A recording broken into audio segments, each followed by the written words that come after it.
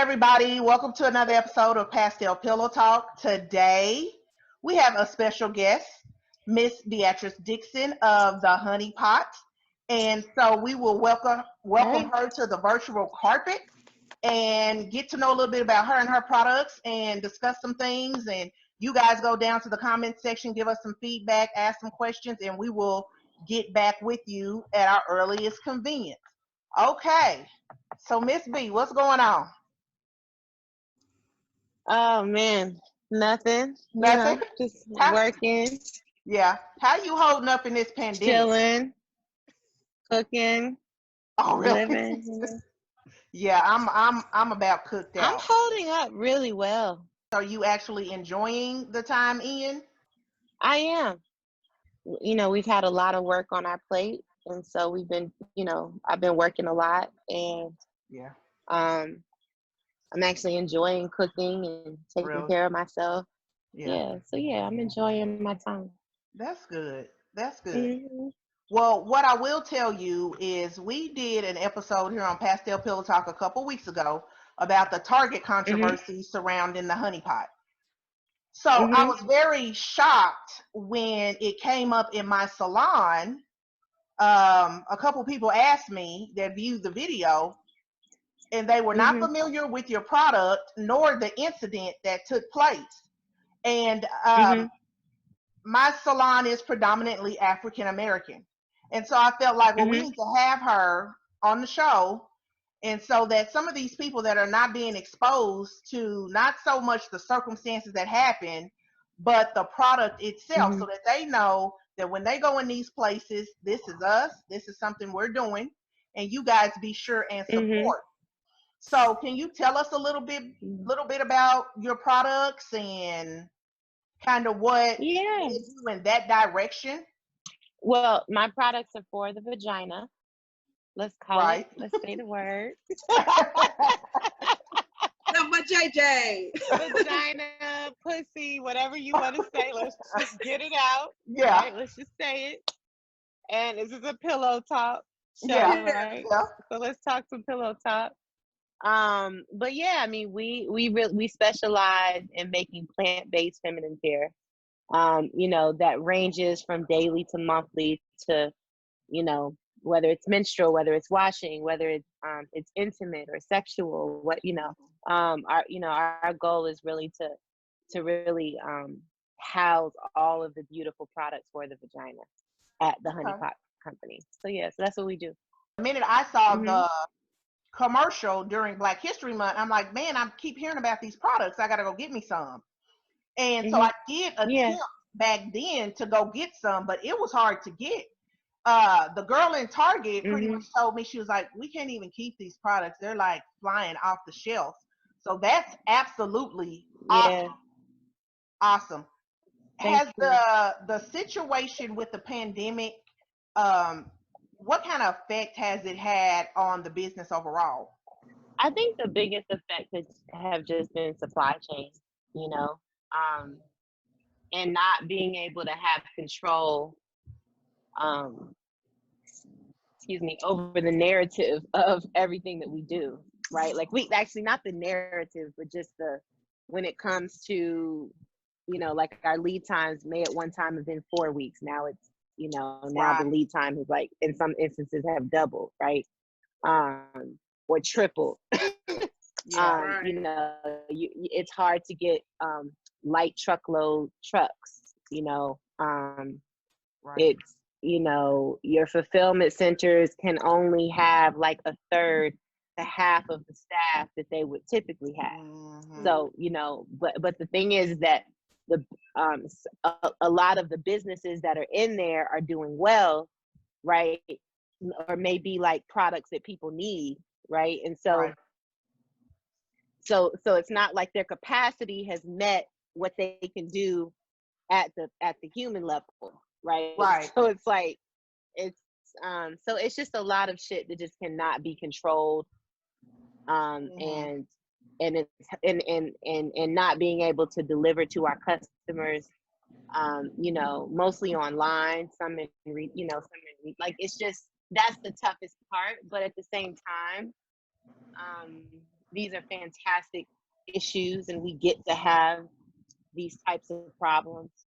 Right. You know, it's just hard when you want to deliver to your customer, or like if I'm doing a live or something, and like everybody's like, when are you going to be back in stock? When you know, and it's like, shit, like I want to be back in stock, but like I, you know, like the second week of May, you know, like, but that sounds awful, you know, Right. like the fact that I can't like order my zinc, right? Because I take that like on a normal basis. I, you know, I can't you know, so, you know, but like shit, like these are first world problems that we have, right? Like people can't, people don't know how they're gonna fucking feed their kids, and you know, if they got a job tomorrow. So like, I won't, none of what I'm saying is a complaint.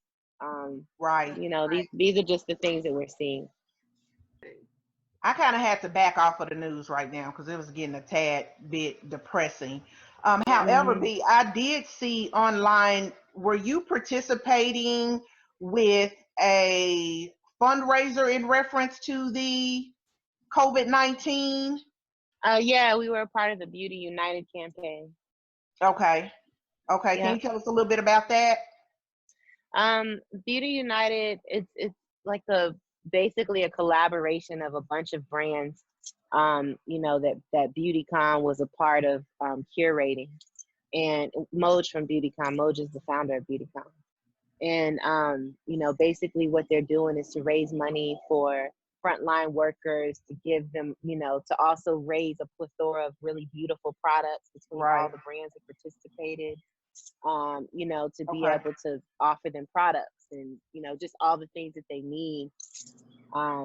You know, but it's crazy because they threw it. It was like a last minute thing, but it's crazy because it was so beautiful, you know, how it turned out. Really? That's good. That's good. Yeah. I was explaining to Nari before you came on that Target is not the only place where you can find your products, that they're actually carried in other stores.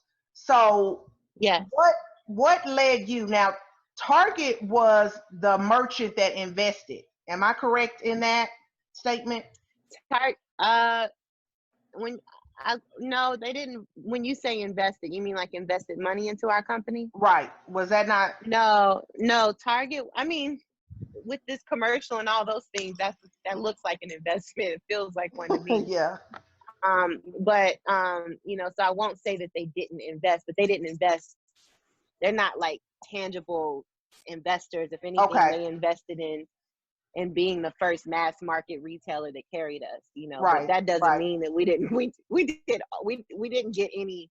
There's been no type of investment outside of taking a chance on us, believing in us and putting us in the commercial, you know, that kind of stuff. You know, but our first, you know, but we've gone through a few rounds of funding. Our investors are actually New Voices Fund, with Richard Lou Dennis Sundial family, and Unilever, and then, you know, we've got some private family investment. Is there anything, say for instance, maybe some of these younger entrepreneurs, when it comes to financing, is there anything that you would suggest?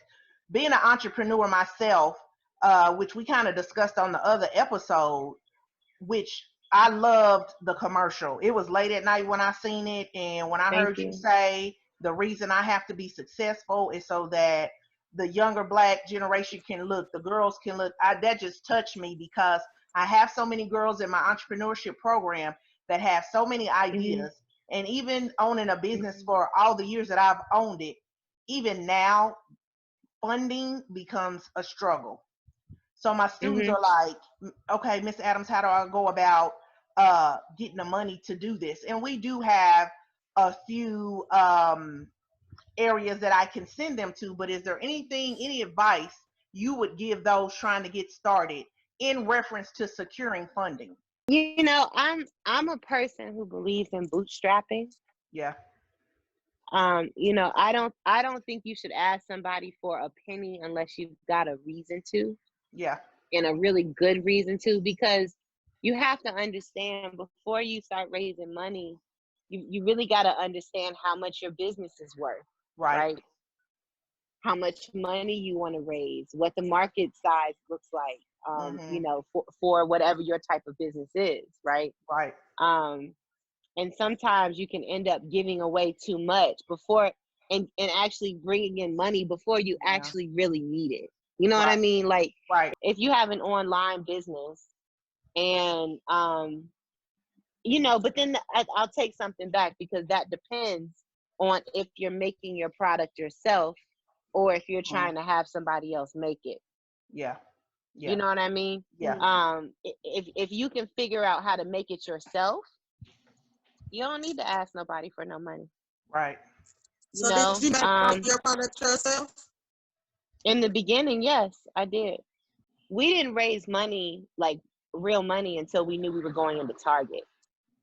And that's when you want to raise money, because then you can project out in volume retail sales, right? Yeah. You can you know, by the time we raised money, we had done a few 100,000 online, right? Right. So, you know, and then not only that, had gotten into Target. So, you know, not that that's a tons and tons of money, but from a company that comes from like zero, that comes from nothing. Yeah. You know what I mean?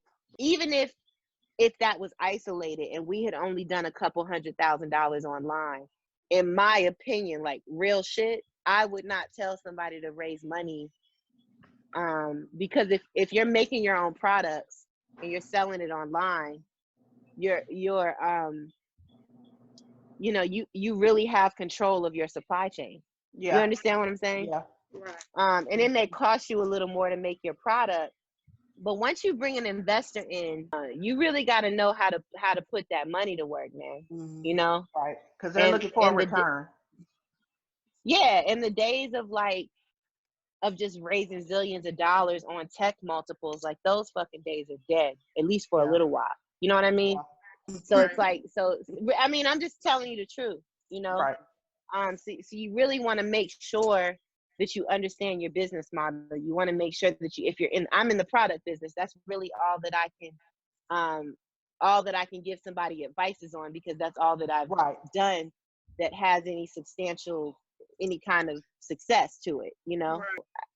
I'm a person who says, don't raise money until you have a real situation, until you are busting at the seams, and it's time to go to the next level. You know what I mean? Right. Not that levels exist, but. So would you say that that's more or less saying, okay, so once your demand outweighs your supply, now you might need to be looking for some money?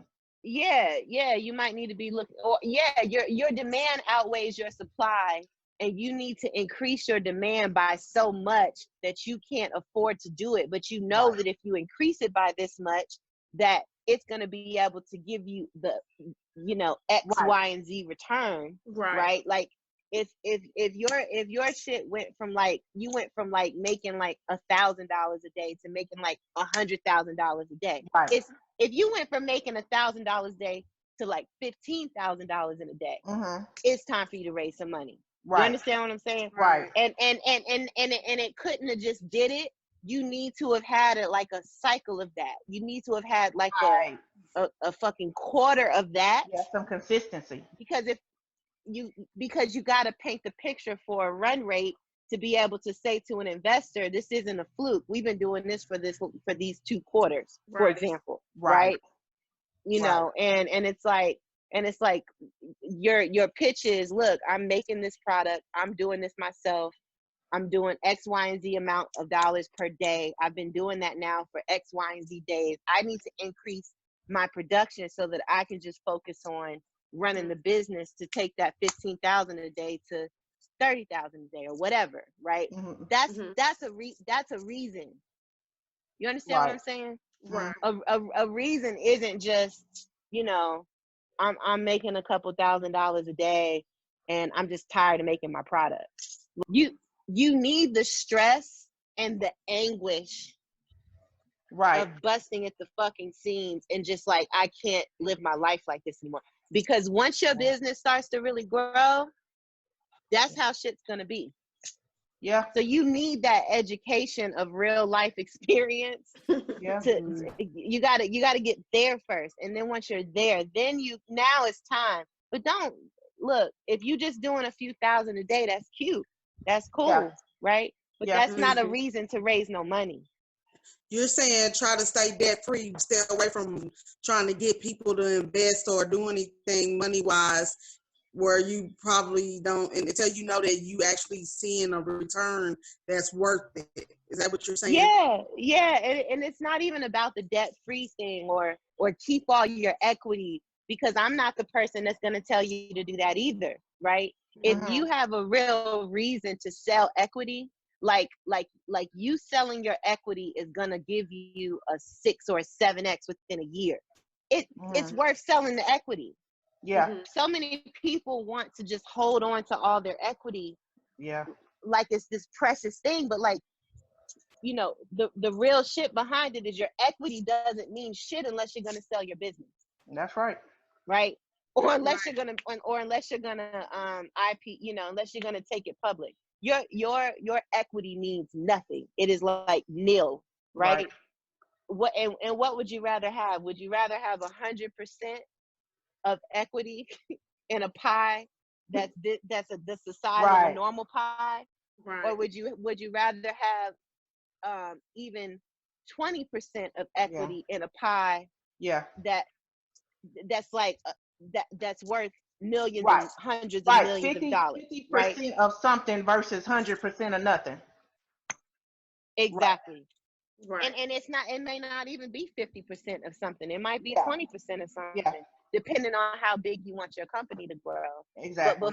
But this goes back to the original question.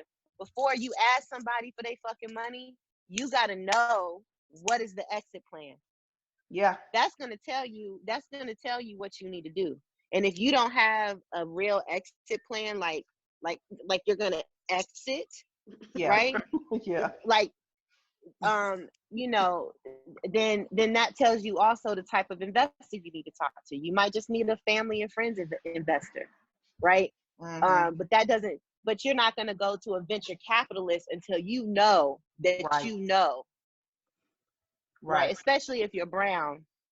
If you're black, and this is just real shit, you know, some people can get away with it, but that may happen 1 out of every 10 times. You understand what I'm saying? The odds are probably even bigger than that. You know, you don't go for venture capital money until you know, like, you got this thing and it is fucking working and it's on shelves and it's moving and it's churning and you know, things are moving so fast that you can't keep up. That's when you go for venture capital money. That's a different conversation. But venture capital money wants their fucking money back. All of it wants their money back. All of it wants their money back. But venture capital money is like, so you're gonna sell in a couple years, because they want the return on their investment like quickly. Yeah, exactly. Right. So, because that's the whole point of raising money, to put it to work, to make more money. Right. So just make sure that you know that, because we as Black women business owners have to be careful. We really, look, we can fuck up, right? Because everybody's gonna fuck up. Yeah. But we can't like fuck up. You understand what I'm saying? Like, we can't afford to be raising venture capital money and not thinking big. Exactly. And then not delivering, because that's the problem. That's why there's such a disparity today. It's because there's not enough of us growing businesses and then selling them. Right. Yeah. So that's what I mean. Like, we can mess up along the way, because that's just gonna happen, because none of us know what we're doing. Right. But as long as it's working, and as long as it's moving and it's growing, and you understand what I'm saying? Yeah. On that topic, being an African American entrepreneur, what are the biggest challenges that you faced? I don't face challenges because I'm Black. I face challenges because this is hard. Right. I don't put my challenges in the being brown box. You know what I'm Okay. saying? Yeah. Right. Even if that is the case, I'm just not giving that an ounce of energy.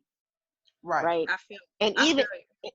and even if I felt it for a moment, I'm gonna die to it because it's Right. like, nah, I don't have time to think like that.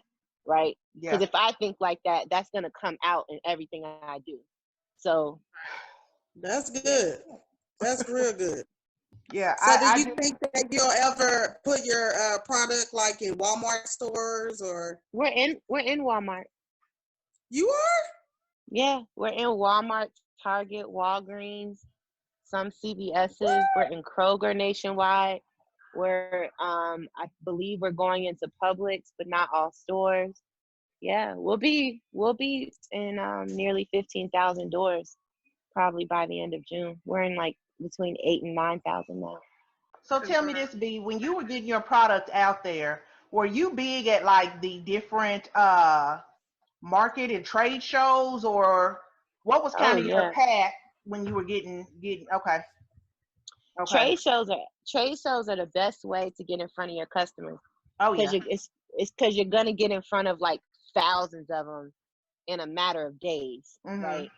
And you can, but I mean, you can also do that through social media and online these days, right? But you know, but trade shows are the best because people can touch it, feel it, smell it. Right. You can talk to them. You can have this interface thing. So we did a lot of that. We Yeah. still do. I mean, Yeah. you know, until all the stuff comes back to normal, you know. But Right. yeah.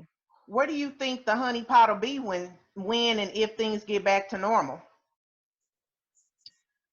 You know, we're working, man. Yeah. I feel like there's gonna have to be a new normal, whatever Right. that means, right? Yeah. Yeah. So, yeah. So we're gonna be working and getting back and getting inventory back in stock and stocking up so that we're prepared for when things like this happen, and Right. you know, and just and building a clean company. And you know, we operate like a company that is bootstrapping. Like we've raised money in the past, but like that money only goes so long, right? And so Right. it's like, you know, so like we still run our business really lean, really efficient. So Right. I noticed that you said you have all the products for the vajayjay. Like, which one do you really like the best that you created? The normal wash is my favorite. It's for all types of skin. It is. If you find yourself being more sensitive, you might want to gravitate more towards the sensitive wash. You know, I just love the normal wash because that's like the original formula. You know, it has the most potency out of the 3 washes that we make. Right. You know, but we have normal, we have normal, sensitive, and mommy to be. And mommy to be is even more it's like even more gentle than the sensitive. Are they all made with like some type of pH balance? Yes, our washes have been pH balanced to be within the same range as a healthy vagina. So, you know, and that's between like 3.5 and like 4.8 or 4.5, I believe. When you look at the pH scale. So yeah, our washes have been pH balanced. They've also been clinically tested by gynecologists, and you know, with a panel of women. Well, one of the things that I was able to find was the intimate wipes. And I have a couple of clients in my salon that, I mean, they don't use any toilet paper, tissue, or anything. And so they're very, very big on wipes. And so I've kind of been pushing that to them. Once I bought it, I took a picture and sent it to one of them because she lives by wipes. That's what she does, but she wasn't familiar with. I'm the same way. Really? And so I really like those. So I've used those. Now, tell me a little bit about the vulva cream. Is this just if you're having some sort of discomfort? Or that can be whatever you want it to be. So okay. I use the vulva cream on my face. Okay. Well, it's my moisturizer. Oh, really? Yes. but what it's meant to do, it's meant to be soothing. It's meant to be calming. If you have, if you're feeling any kind of itchiness, or or you may just feel dry. Some women are dry. Okay, so see, that's what I thought. But this was the only other product they had in Target, and they didn't have but 2 left. And so when I used it, I said, well, I'm not really irritated or anything. So when I was, because we've been washing our hands left and right, and so I'm on my hand, I'm like, oh man, this is pretty cool. Is this supposed to Does be? it feel good? I'm like, is I this love that supposed to be for stuff. the vaginal area? Is this for your skin? Yes. So that's why I asked, Well, what do you use this for? Because it had my hands feeling really good. I use it for my face, for my vulva, and for Okay. anywhere else, like my neck. It has a lot of olive oil in it, so it's nice Yeah. for your neck. Oh, okay. Okay. Well, the mint and the lavender, I mean, it smelled good. It felt good. I said, let me find out. You guys, Oh. I got the funniest review for that stuff right there. Oh, really?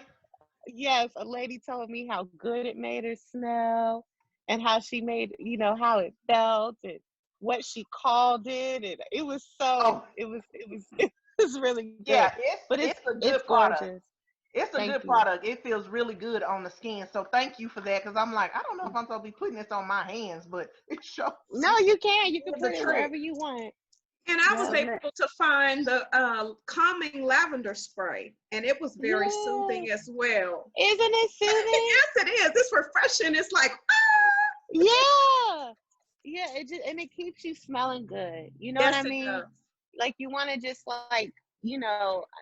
when I had bacterial vaginosis, I was always so self-conscious, because it has a smell. Yeah. And and you always have discharge, and it's just uncomfortable. Yeah. And I just remember every time I would go to the bathroom, I would smell myself. Or when I got in the shower, I didn't feel comfortable. I didn't want to have sex. I didn't want to I didn't want to do anything. And so I just, so unconsciously, I think when I create these products, I just really wanted to make and want to make really beautiful products that work, and that are clean. It don't take a bunch of poison to smell good, and to. Exactly. So tell me this, Bea, with these being what I've found over the years, especially working with high school students, when the young ladies start moving into this arena where their bodies are changing, maybe they are becoming sexually active or anything of that nature, there's a lot of times they don't know about certain things. Over the last few years, I've had so many students that unfortunately aren't in the homes with their mothers. So they're kind of winging it.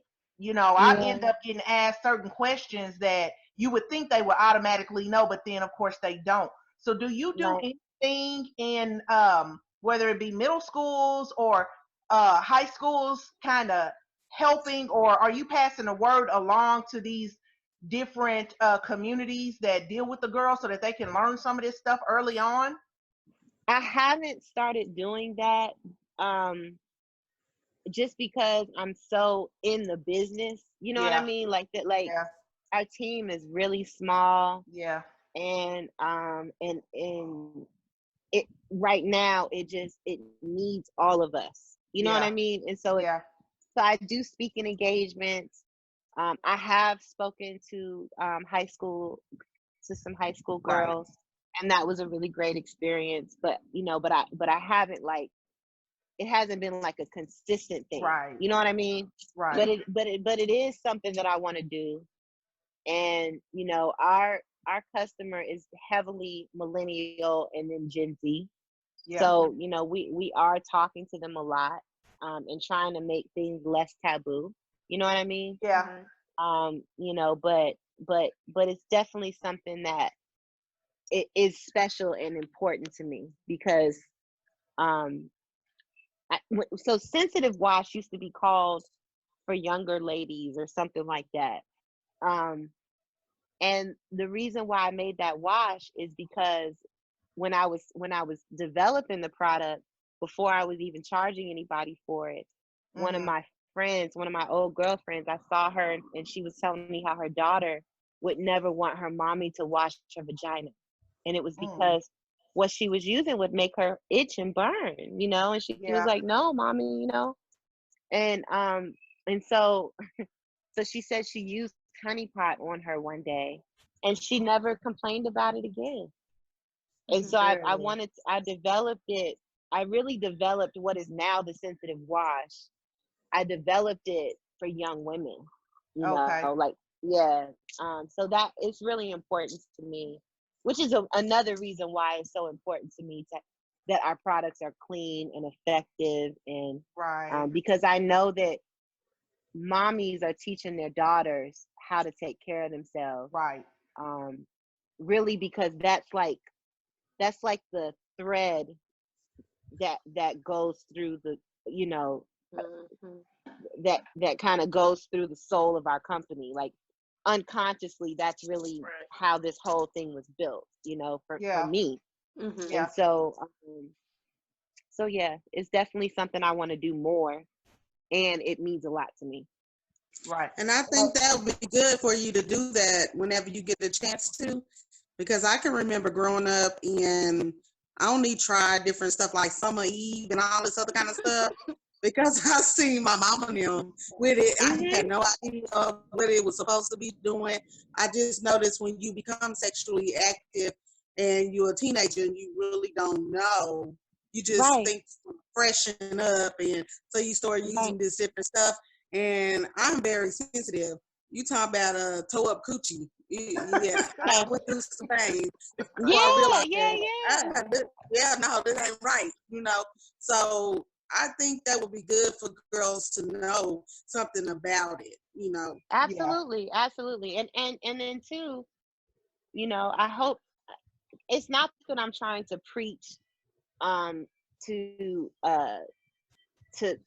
tell our daughters to have, and I don't have one yet, right? But hopefully one day I do. I don't preach to speak to our daughters to say have sex at whatever age or anything like that. But I do think that they should be spoken to as if it is an ordinary thing, and not a bad thing, right? And not a, you understand what I'm saying? Not that you're trying to say to do it, but it's like, this is very natural. Just like taking care of yourself is natural. Just like this is how you want, you know, like, I look forward to creating content that delivers that message, not necessarily geared towards sex, but just towards like vaginas are normal, right? Like, don't be afraid to say that or talk about it. You should know what all the parts of your vagina is. You should understand why you have a period, right? You should understand what happens with sex when you have sex, like how baby, all the, you know, and like not coming from a place of it being a taboo, but that like this is like real, you know.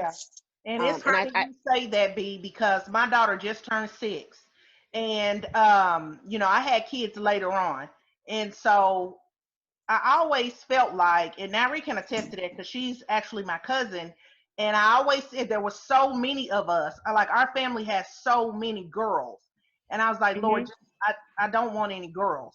And so they told me I wouldn't have any. So when I had my son, I thought he was the one hitter quitter, and then here she comes unexpectedly, and it just kind of, I can honestly look back now and say that I had mixed feelings. And anytime I sit down and wonder why I was so, because at first I was like, well, it was just so many girls, I just didn't want to deal with that. But I realized that when it comes to raising a daughter, teaching them, whether it be about sex, their bodies, their periods, I think I had some sort of like some PTSD in there a little bit. And look, and that's natural, right? Like there's nothing wrong with that. But I think, and I'm not trying to tell you how to think about your life.